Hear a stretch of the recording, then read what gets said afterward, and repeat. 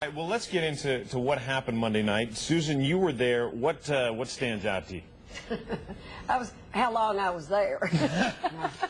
About a 2.5-hour discussion on the... This would make cable TV for Williams. You should have been at home. I had a client, and I'm going to disclose that I was working on the Tim Graham TIF for a development out in Hall. That would be the Scott Moore TIF, right? It's That's not Scott Moore.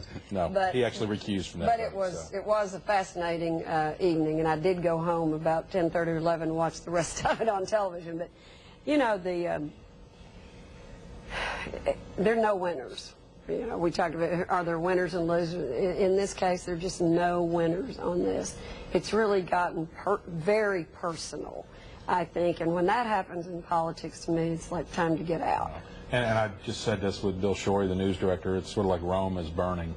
And I don't know that if you have to assess winners and losers, and you look at that, and you're right, Susan's right, everybody's losing in this thing. I think Mayor Ragsdale took another hit Monday.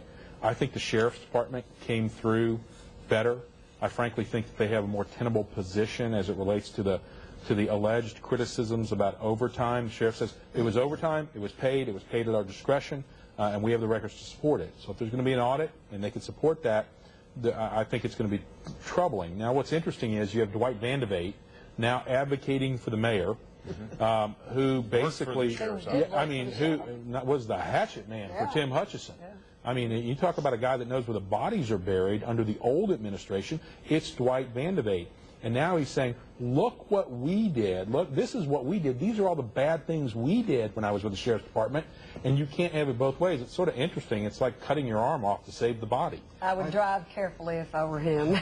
I think, though, that this overtime, I would not brush it away.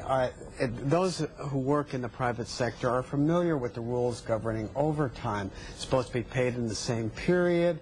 That's going to be their big problem. High officials who are exempt typically do not get overtime. These were lump sum payments frequently coming at the Christmas season to high officials as well as the rank and file. And you're right, and here's the reality of what's going on. This is a control device by the mayor to see if he can get county commissioner in line, and particularly Pinkston.